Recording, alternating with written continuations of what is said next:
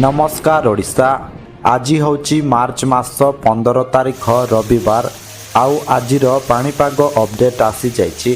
तेबे भिडियोटी आरंभ करने पूर्वर समस्त को गोटे रिक्वेस्ट, आमर चैनल को सब्सक्राइब करने सहित पाखरे आसुथिबा बेल आइकन को ऑन करने को जम्मारू भूलंतु नाही। ओडिशा रे कलबल करुछि खरा।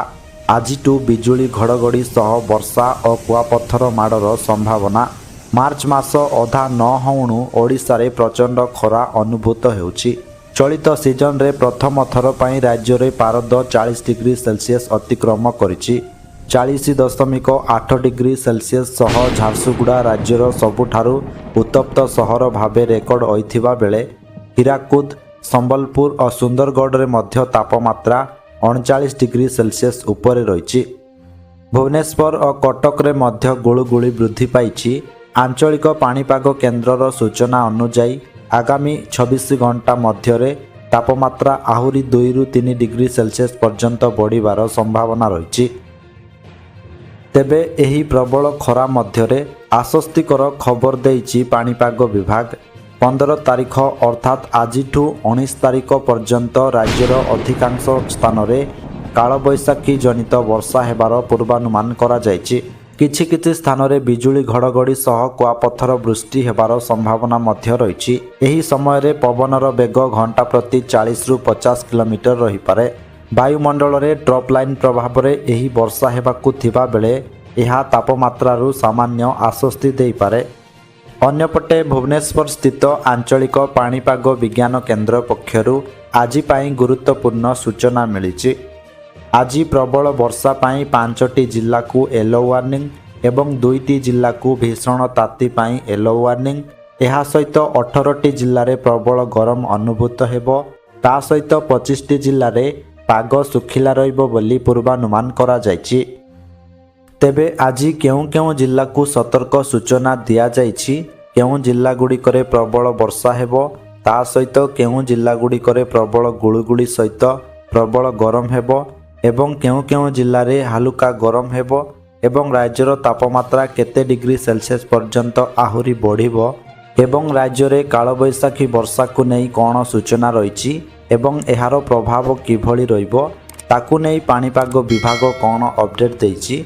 ए नहीं संपूर्ण खबर एवं आपणक जिल्लार तापमात्रा केते रहिबो ताहा जानिबा पाई भिडियोटी को शेष पर्यंत निश्चय देखंतु।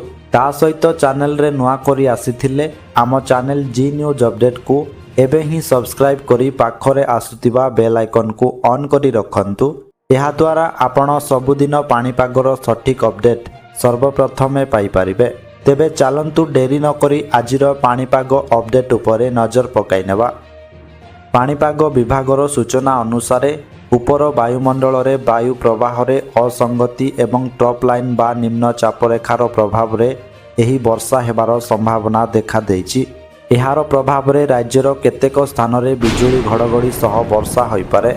सेहीपरि किछि अंचल रे कुआपथर वृष्टि हेबार मध्य संभावना रहिछि।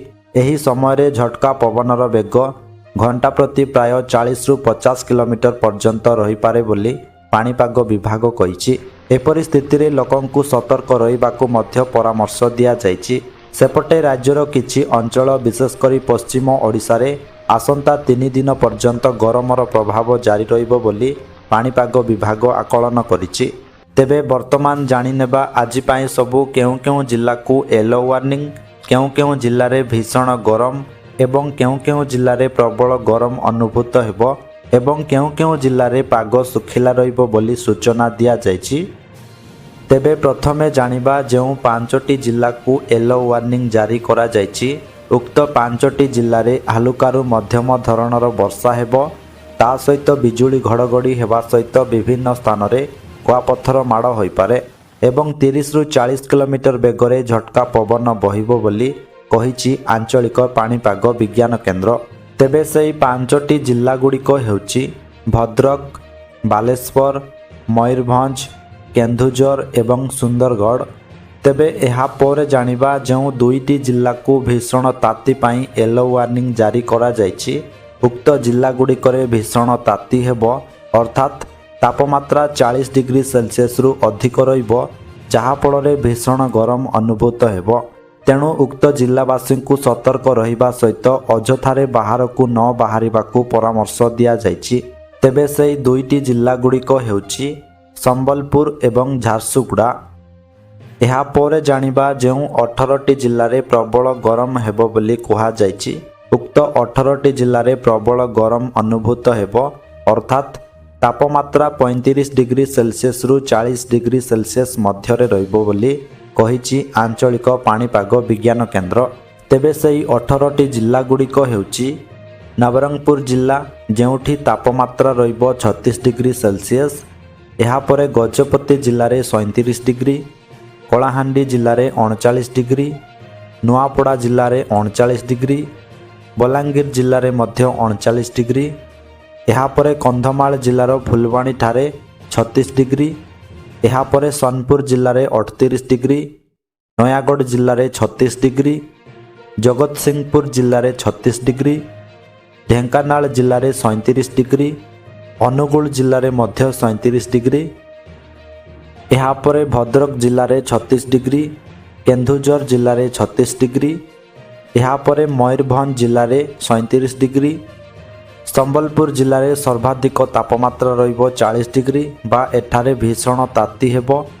ଏହାପରେ ବରଗଡ଼ ଜିଲ୍ଲାରେ 39 ଡିଗ୍ରୀ ଏବଂ ଏହାପରେ ଝାରସୁଗୁଡ଼ାରେ ମଧ୍ୟ 40 ଡିଗ୍ରୀ ବା ସର୍ବାଧିକ ତାପମାତ୍ରା ରହିବ। ଏହାପରେ ସୁନ୍ଦରଗଡ଼ ଜିଲ୍ଲାର ରାଉରକେଲାଠାରେ 38 ଡିଗ୍ରୀ ଏବଂ ସୁନ୍ଦରଗଡ଼ ଜିଲ୍ଲାରେ 39 ଡିଗ୍ରୀ ସେଲସିୟସ ତାପମାତ୍ରା ରହିବ। ତେବେ ଏହାପରେ ଜାଣିବା ଯେଉଁ 12ଟି ଜିଲ୍ଲାରେ ହାଲୁକା ଗରମ ହେବ ବୋଲି କୁହାଯାଇଛି।